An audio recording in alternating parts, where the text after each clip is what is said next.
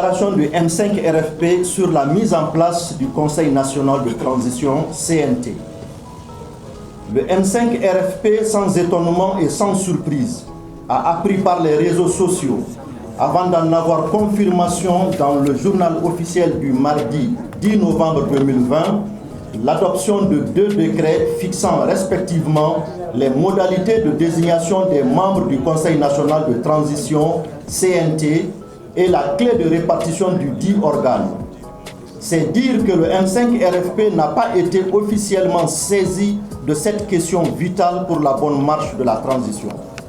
À l'examen, les 2 décrets sont purement et simplement inacceptables pour le peuple malien pour diverses raisons, dont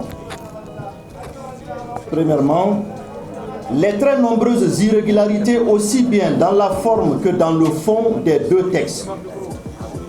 Le M5 RFP, profondément attaché à l'état de droit, ne saurait cautionner aucune violation des textes fondamentaux, en l'occurrence la Constitution et la Charte de la transition. Le délai de 48 heures imparti aux candidats pour déposer leur dossier procède d'une méconnaissance totale des réalités du Mali.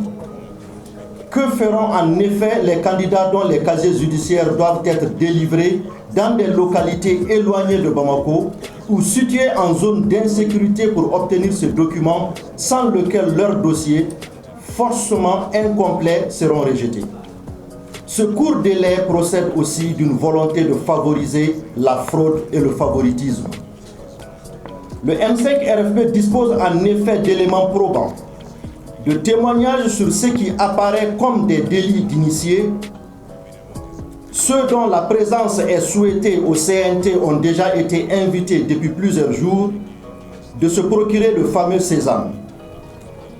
Il est inadmissible que le vice-président de la transition, encore président du CNP, non encore dissous, dispose d'un pouvoir de censeur pour choisir les bons et mauvais candidats en lieu et place des entités concernées.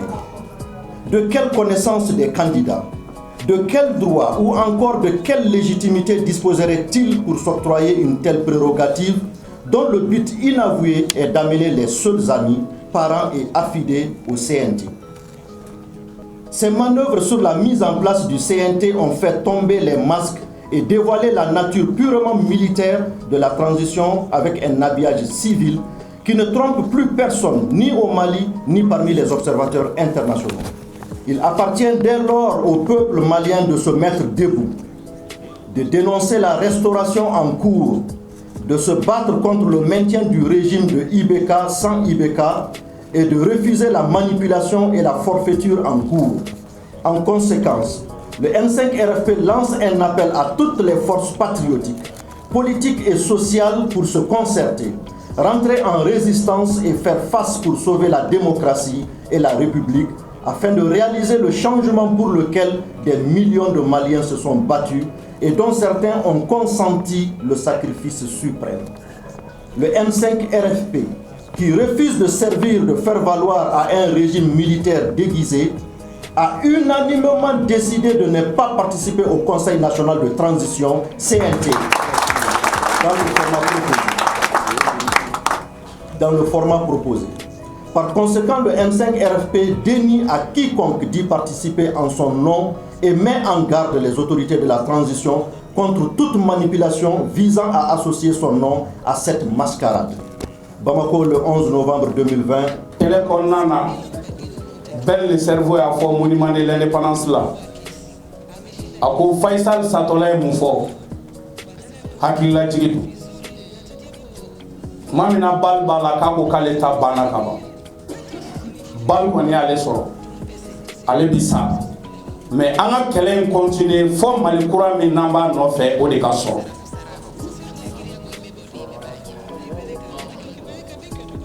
Tous ceux qui vont trahir la cause du M5, l'esprit M5 seront hantés dans leur sommeil. Il faut sécuriser les Maliens et arrêter la politique politicienne et la propagande. Les Maliens en ont été servis pendant 7 ans. Nous en avons assez de cela. Je voudrais donc dire que le M5 RFP, encore une fois, lance un vibrant appel solennel à l'ensemble des forces patriotiques, partis politiques, sociétés civiles, syndicats, organisations de tout genre pour se donner la main et faire face aux dangers qui pèsent sur notre pays et sur notre démocratie. Nous ne pouvons pas accepter ce qui est en train de se passer. Et j'ai dit plusieurs fois, l'imam Diarra l'a dit, plusieurs responsables du M5 l'ont dit, nous ne laisserons pas le bateau Mali chavirer. Tous ceux qui trahiront la lutte du M5 RFP, en quoi les Maliens ont eu foi, tous ceux qui trahiront la mémoire des martyrs des 10, 11, 12 juillet 2020 seront châtiés par la justice divine. Alabou Malo, quel est je vous remercie, la séance est levée.